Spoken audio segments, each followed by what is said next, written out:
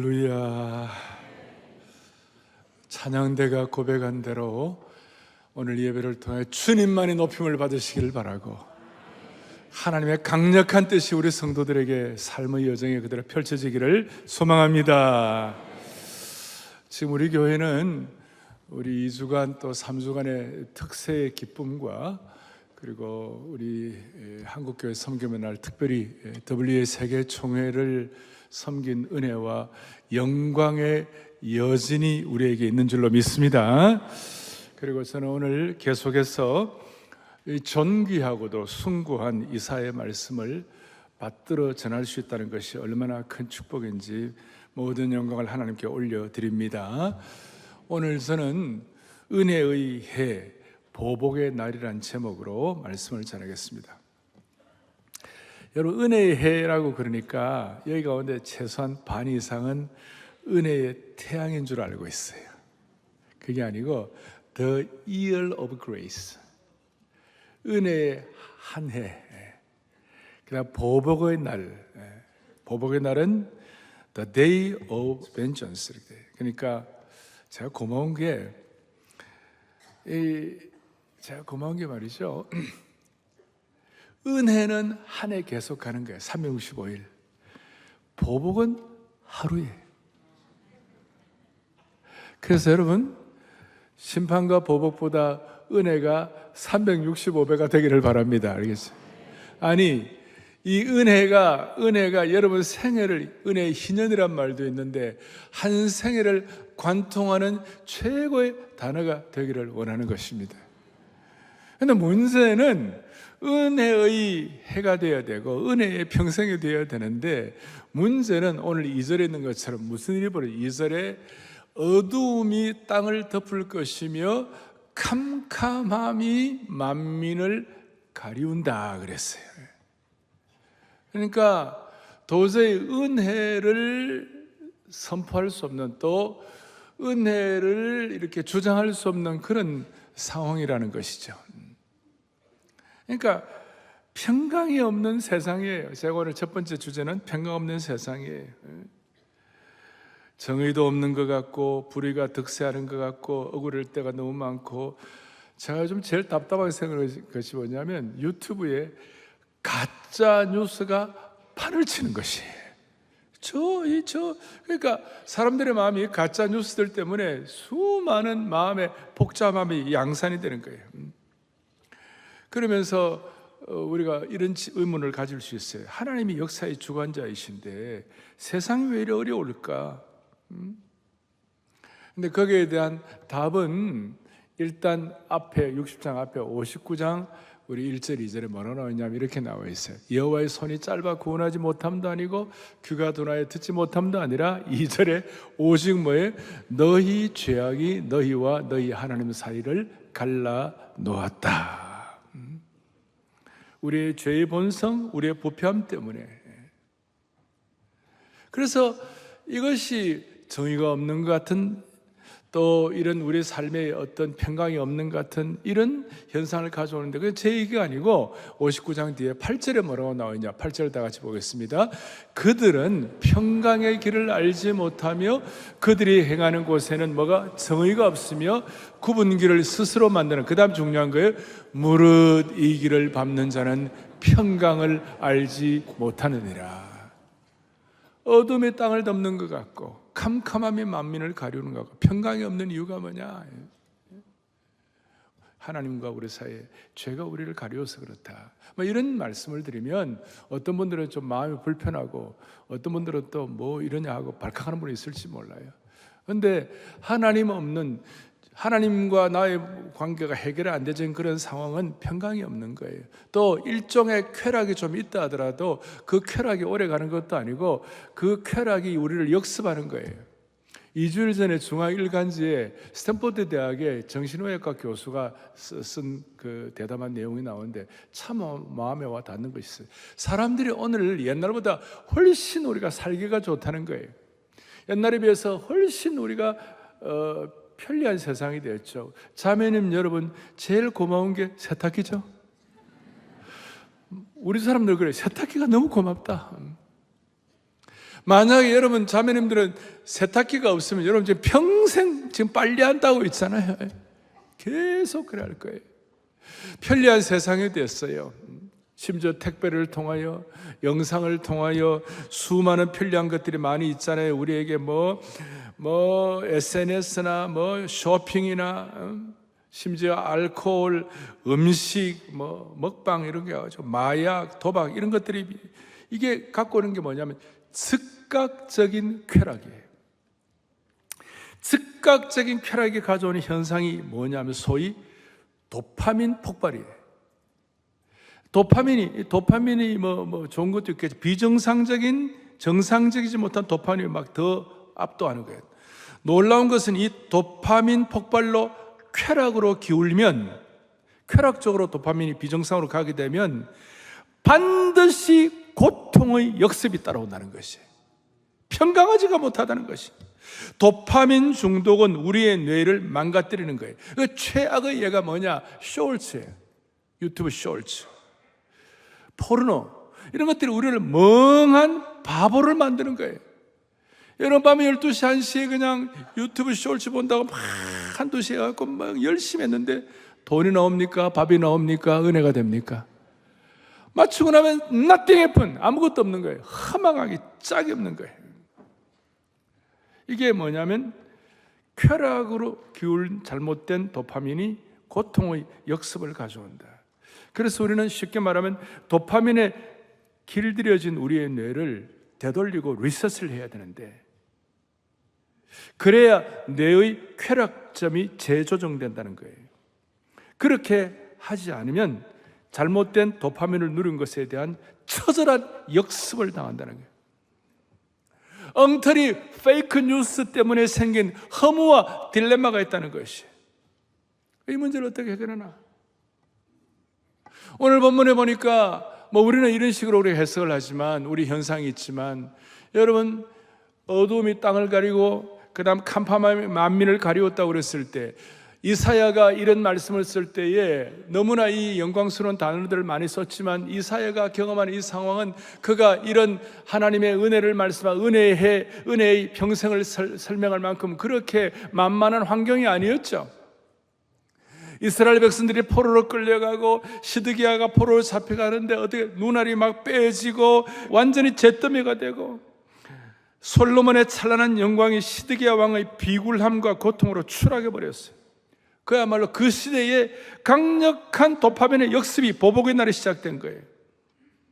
솔로몬 성전의 찬란한 아름다움이 파멸되고 죄와 폐허로 버려진 도시가 된 것이에요. 이게 끝인가? 우리 입장에서는 이렇게 해가지고 우리 힘들어할 수 있지만, 오늘 60장, 59장, 60장, 특별히 61장의 놀라운 말씀, 그래서 제가 이사야의 모든 말씀은 반드시 신약의 창과 교부들로 해석을 해야 한다고. 그래서 61장 오늘 1절부터 3절까지 본문 가운데 중요한 내용이 무엇입니까?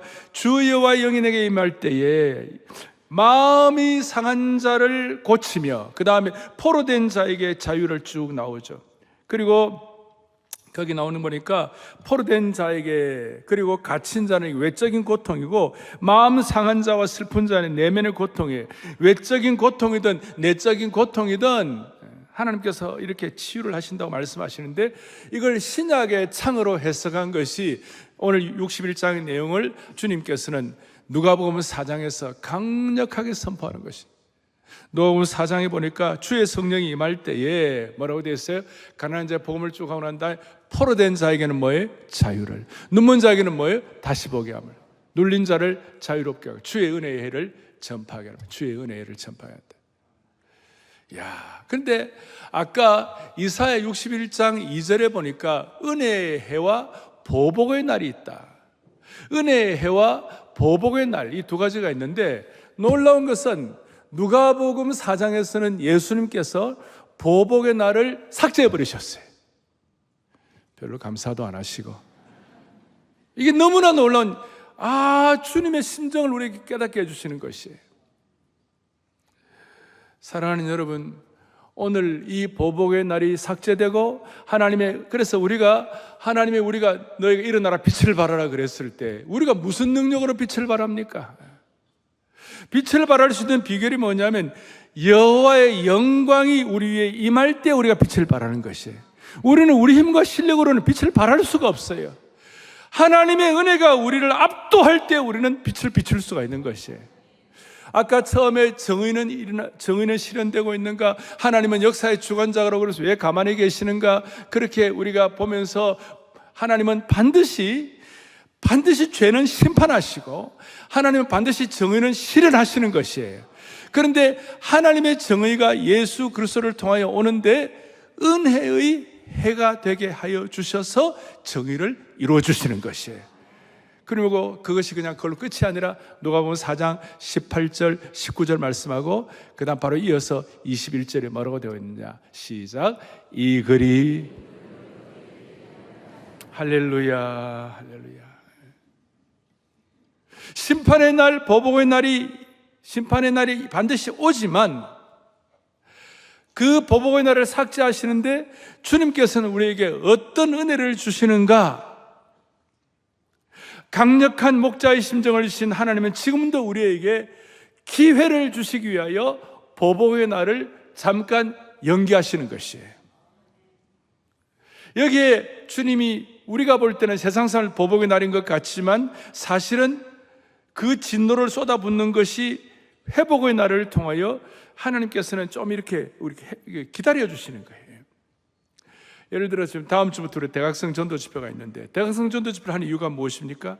하나님은 지금도 아무도 멸망치 않고 사람들에게 기회를 주시기 위하여 기다리고 계시는 것이에요.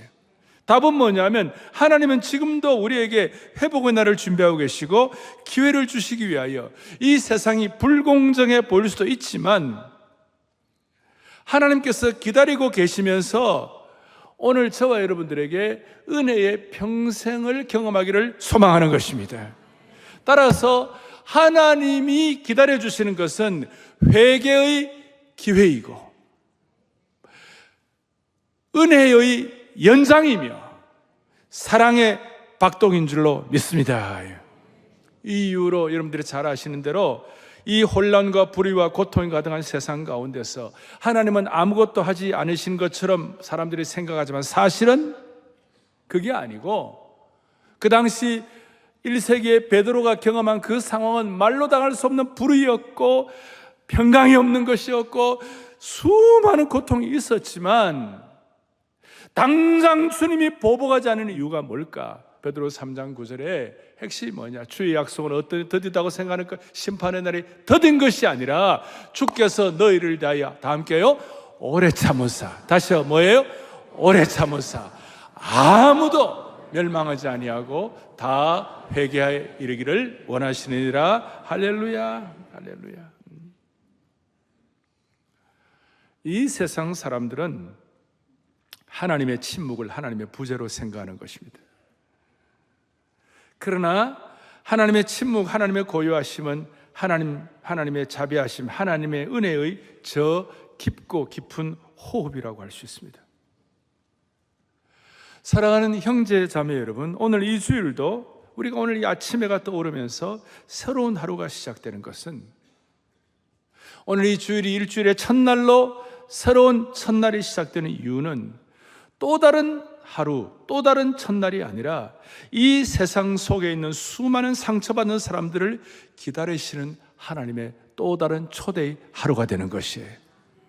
우리가 오늘 숨을 쉴 수 있는 것은 그저 삶의 연장 정도가 아니라 하나님께서 사람들에게 회개의 기회를 주시는 것이에요.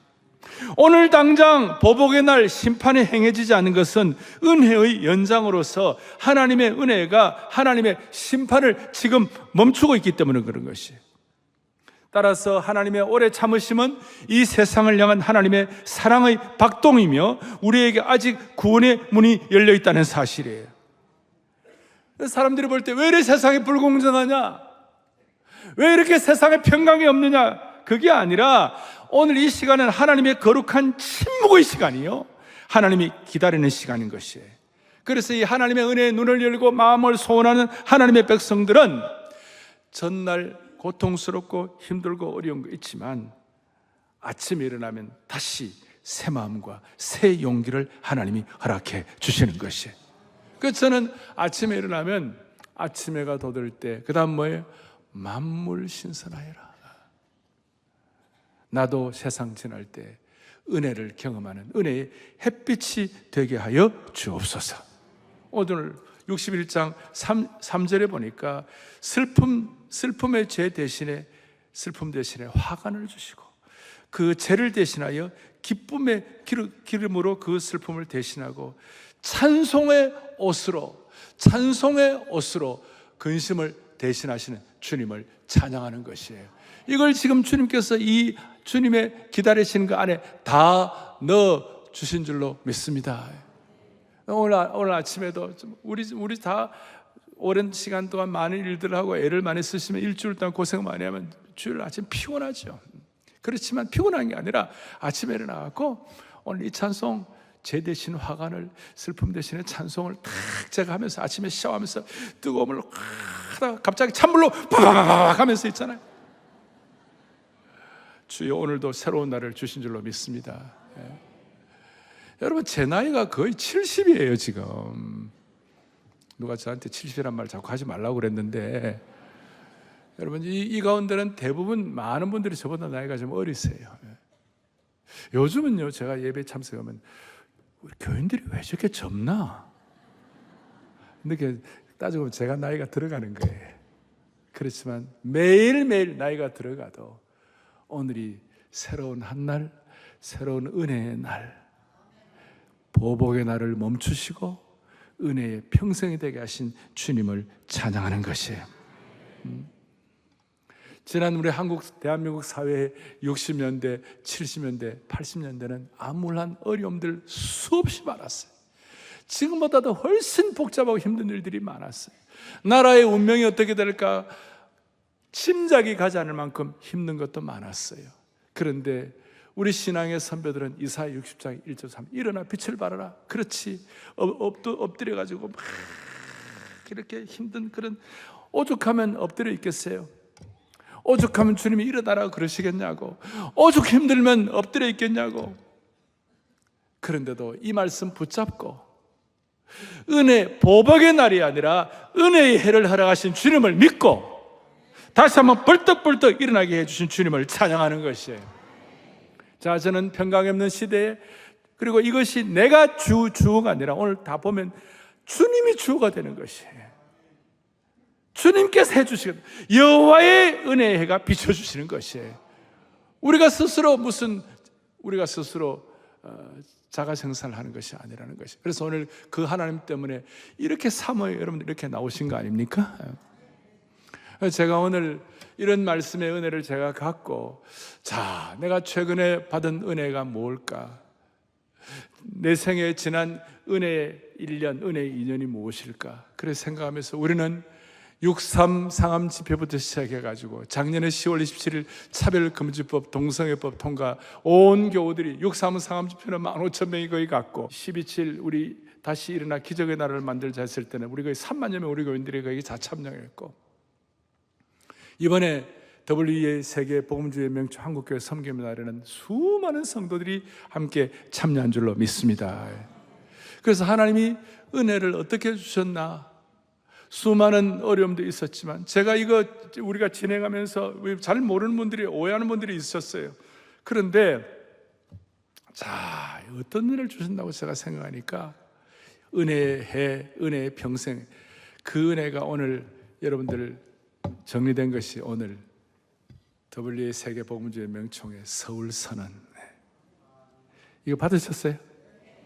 이거 막 관심 없는 분들 계시지만 저는 이게 너무 감사하고 The Seoul Declaration 이게 어떤 은혜가 있는가 그냥 적당한 것이 아니라 오늘 8페이지에 보면요 이렇게 나와 있어요. 니케아 신경 제정 1700주년을 맞이하여 올해가 니케아 신경, 니케안 크리드, 니케안 신경의 1700주년이라는 거예요. 여러분 그러면 니케아 종교회의 니케아 신경을 제정한 그때는 몇 년이죠? 산수가 안 되십니까? 자, 1700주년이니까 니케아 회의가 언제였죠? 주후 325년이에요. 이번에 WEA 세계 총회는 단순히 무슨 국제 복음주연맹 총회하는 정도가 아니라 니케아 종교회의 1700주년을 기념하여 은혜를 받은 것이에요. 그러면 니케아 종교회의 때는 무슨 일이 벌어졌는가? 그때에 그 니케아 종교회의 이전에는 혼돈하고 어려운, 신앙적으로 교리적으로 분명한 토대가 없어가지고 수많은 이단들이 발호를 했어요. 그 대표적으로 니케아 종교회의에 제대로 교리를 토대를 세운 분이 아타나시우스라는 분이었어요. 교회사를 아는 분들은 아타나시우스가 어떤 일을 했나 압니다. 그리고 또 그때 니케아 종교회의 때 아타나시우스하고 붙었던, 나중에는 이단으로 판명이 되었지만 아리우스파라고 있어요. 근데 아타나시우스가 뭐라냐, 니케아 종교회의 때 사실 한 페이지도 안 되는 짧은 글이에요. 짧은 글 제정이 됐는데 핵심이 뭐냐면 예수 그리스도는 하나님과 동일하신 분이시다. 동일 본질을 가지신 분이시다. 육체로 오셨지만, 그러니까 우리가 지금 이것은 삼위일체에 대한 교리가 우리에게 있으니까 쉽게 얘기할 수 있지만 당시는 이게 어마어마한 선포였어요. 그래서 호모우시오스라고 그랬어요. 호모우시오스라고 그래요. 동일 본질이다. 그런데 이게 아타나시우스가 그렇게 했고, 아리우스는 호모이우시우스다. 그러니까 유사 본질이다. 비슷하다. 거의 비슷하다. 근데 그러니까 그게 아니다. 동일 본질이다. 아주 정통을 얘기한 거예요. 그러니까 유사본, 호모이우시오스는 아이 하나가 들어가가지고 이게 완전히 달라지기 시작해요. 그러니까 그러면 안 된다. 정통을 해야 한다. 그래서 니케아 종교회의 이후에 가장 중요한 신학, 그때 삼위일체 신학의 토대가 마련되고 예수 그리스도는 참 하나님이셨다. 이것이 기독교 신앙의 정통성과 본질이라는 거예요. 이해가 됩니까? 그걸 기념해가지고 1700년 이후에 2025년에 지나간 전 세계 복음주의 교회의 전통과 회의 가운데서도 가장 역사가 깊고 가장 영향이 큰 WEA, 월드 이벤젤리컬 얼라이언스라는 이런 단체에서 1700년을 주년을 기념해가지고 이번에 모이는데, 그 단체를 말씀드렸죠. 공산주의가 잘못되었다. 잘못된 진화론이 과학주의가 잘못되었다. 그 다음에 뭐예요? 자유주의 신학이 잘못됐다. 이것 때문에 생긴 거예요. 그래요. 이것도 뭣도 보는 사람들이 이상한 소리 하고 있는데, 정통 신학을 계승하는 WEA 세계 총회가 이번에 무엇을 다시 천명했는가? 오늘 여기에 나오죠. 여러분 또박또박 같이 읽어보겠습니다. 시작. 우리는 복음주의 신앙의 핵심을 다음과 같이 선언합니다. 계속. 하나님은 창조주이시며 역사의 주관자이십니다. 성경은 무한 하나님의 말씀입니다. 구원은 오직 예수 그리스도를 통해서만 가능합니다. 성령은 오늘도 활발하게 역사하고 계십니다. 그리고 복음의 선포를 통한 영혼 구원과 교회를 위한 제자 양성이 우리에게 맡겨진 가장 중요하고 우선적인 사명임을 강조합니다. 할렐루야. 너무나 놀라운 선언을 하고 있는, 이게 21세기의 언어를 가지고 오늘 이 디지털 시대에, 이 SNS 시대에, 이 복잡계의 시대에 너무나 강력한 선포를 하고 있는 것이, 그게 제가 홀리 싱귤레러티라고, 이 복잡계 시대에 하나님이 우리에게 뉴 챕터를 쓰게 하시고 특이점을 쓰게 하시고, 그러나 1700년 동안 니케아 종교회의 이후에 정통성을 가지고, 그래서 이 WEA의 첫 번째 언어가 뭐냐? 첫 번째가 뭐냐? 정통이에요. 두 번째가 보수예요. 세 번째가 가스펠이에요. 그래서 이 정통을 우리가 잘 보수로 보존하고, 그 다음에 순전한 복음의 능력을 지키고 체험해야만 할 것이다. 여러분, 저는 이것이 오늘 이렇게 강력하게 지난 수십 년 동안 선포한 선언은 전 세계 어디에도 없습니다. 너무나 소중한 것이고, 이것이 오늘 21세기 아마 한국교회 우리에게 특별한 계기가 되게 하여 주셔서 이거 지키면 대한민국 교회는 망하지 않습니다. 이거 지키면 대한민국 교회는 부흥할 것입니다.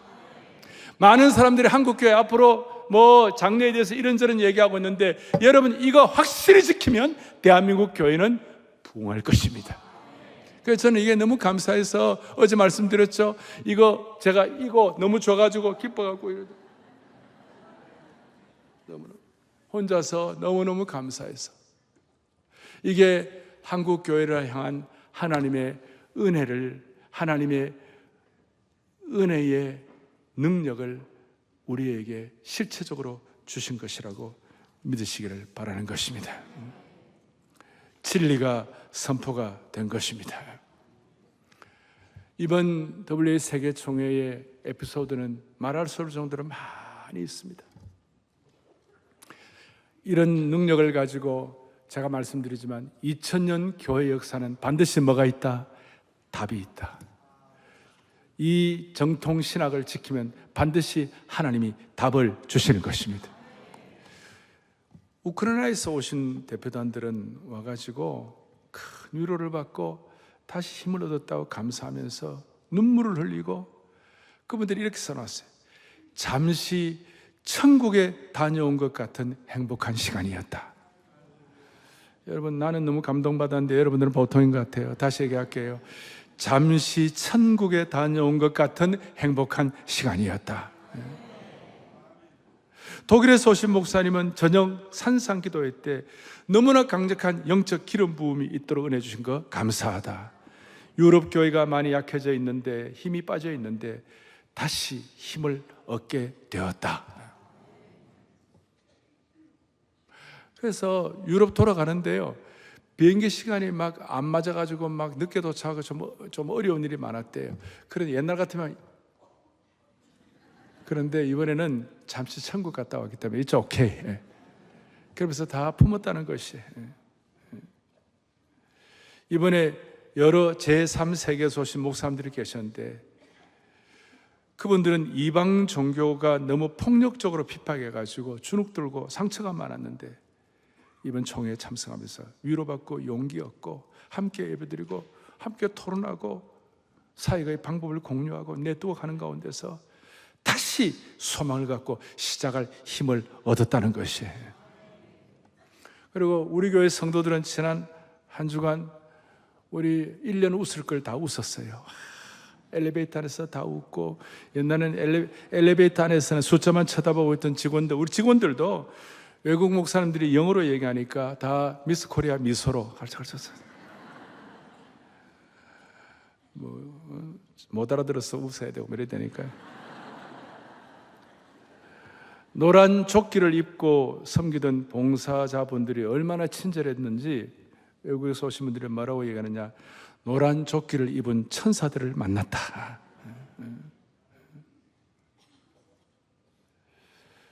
저희들이 이름도 모르고 얼굴도 모르는 지구촌 어느 한 지역교회가 이번 총회를 통하여 살아날 수 있도록 은혜를 주신 주님을 찬양하는 것입니다.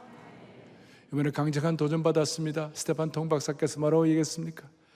한국 교회만 잘 되면 되냐? 대한민국 교회만 잘 되면 되냐? 쩌렁쩌렁 세계 교회가 은혜를 받아야 된다고.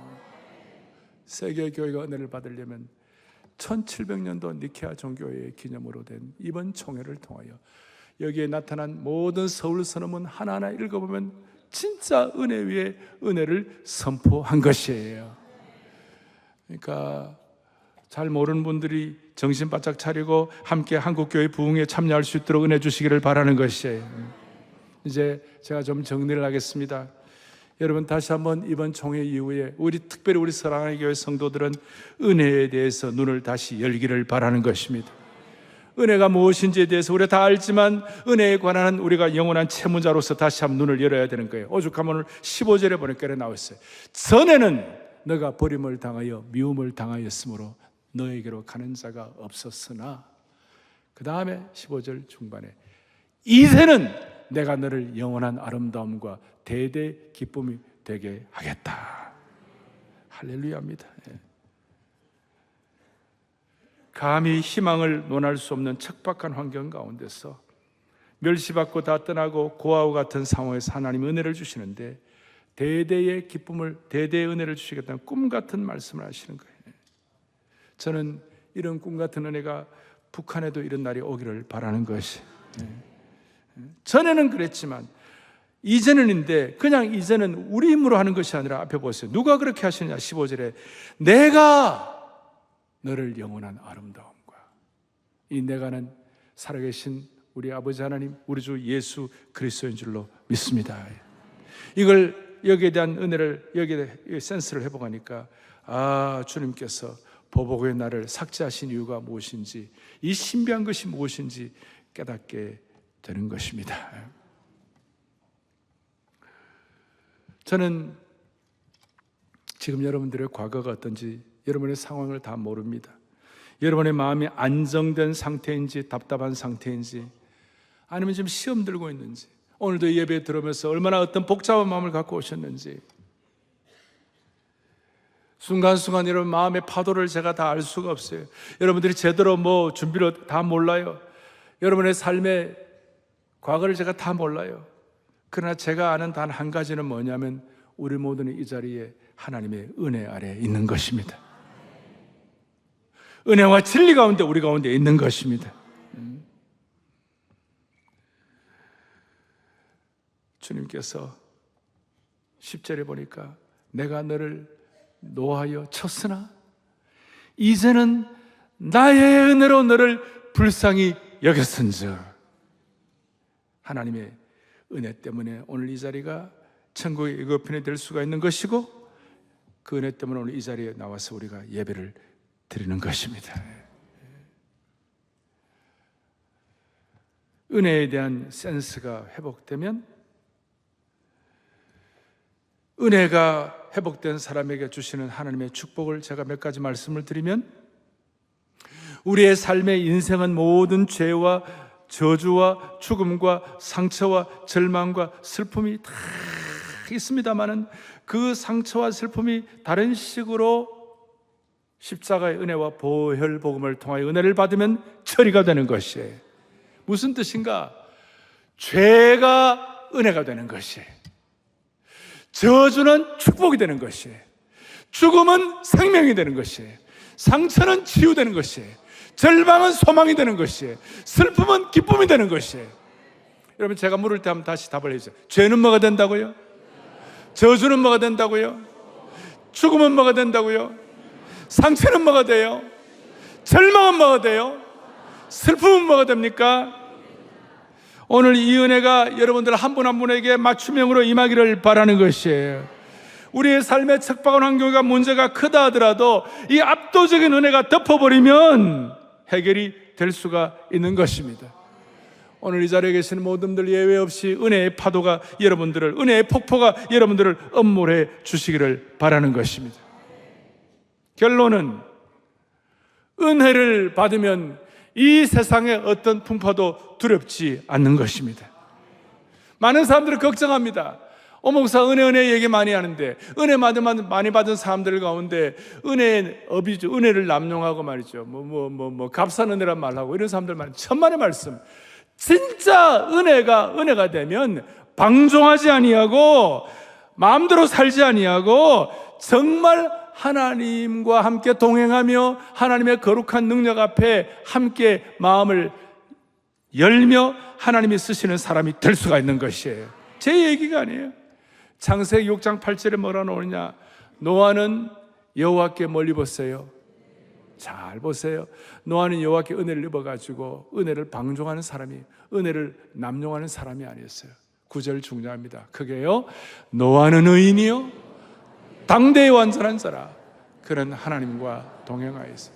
자, 우리 오늘 노아 대신에 여러분 이름을 붙여보세요. 시작. 진짜예요?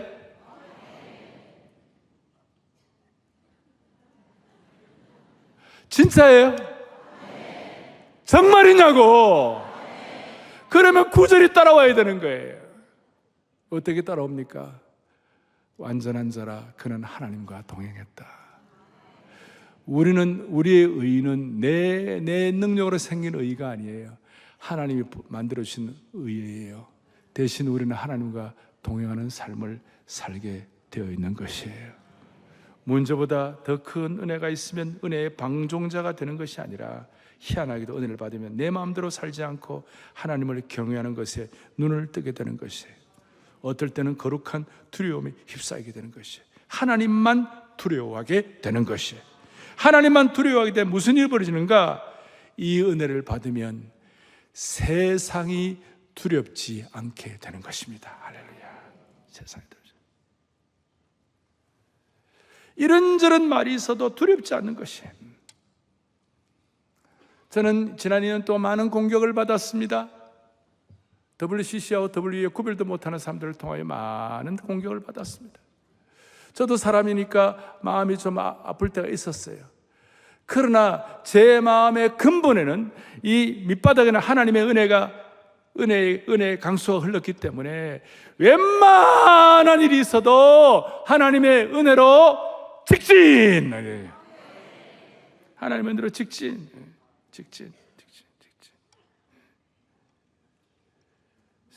우리가 사람이니 어떻게 환경이 두렵지 않겠어요? 그러나 은혜가 여러분들을 덮어버리면 당당한 삶을, 세상 사람을 두려워하지 아니하고 당당한 삶을 살아갈 수가 있는 것입니다. 그리고 이 은혜를 여러분들만 누리지 말고, 요엘서 1장 3절에 놀라운 말씀이 있는데, 시작. 너희는 이 일을 너희 자녀는 자기 자녀에게 말하고 그 자녀는, 아멘. 이 은혜를 여러분들만 누리지 말고 믿음의 은혜 개성을 할 수 있도록 축복해 주시기를 바랍니다. 많은 사람들이 한국교회의 미래에 대해서 이러쿵저러쿵 해석하고 한국교회가 앞으로는 디클라인 될 것이다, 약화될 것이다, 많은 얘기를 합니다만은 저는 그렇게 생각하지 않습니다. 하나님의 은혜는 60년 전이나 지금이나 동일한 것입니다. 예수 그리스도는 어제나 오늘이나 동일하신 분인 것입니다. 하나님의 은혜를 우리가 믿는다면 하나님의 은혜 때문에 대한민국 교회는 이 정통을 지킬 때 대한민국 교회는 부흥할 것입니다. 대한민국 교회는 소망을 가질 것입니다.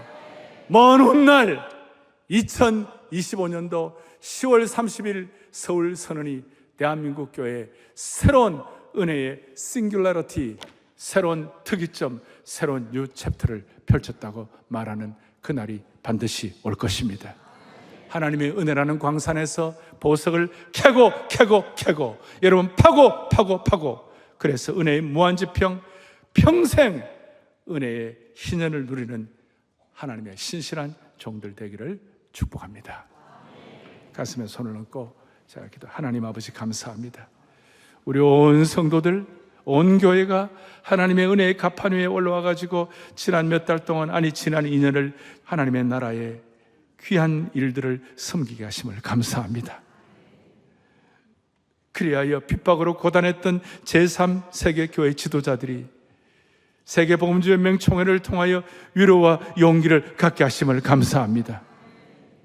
또한 이 가을에 이 은총의 계절, 결실의 계절에 하나님이 지금 침묵하고 계시는 것이 아니라 상처 입은 수많은 사람들이 다시 돌아오기를 기다리고 계시는 줄로 믿습니다. 이번 새생명 축제도 은혜의 해, 구원의 날에 선포되는 축제가 되게 하여 주시옵시고, 마음이 상한 자와 포로된 자들이 다 치유받게 하여 주시옵소서. 하나님 아버지, 우리가 은혜의 방종자가 아니라 은혜의 탄광을 파고 또 파서 은혜의 평생 무한 지평이 열리는 삶을 살게 하여 주시옵소서. 우리 모두를 은혜의 평생으로 인도하여 주시는 예수 그리스도 이름 받들어 간절히 기도 올리옵나이다. 아멘.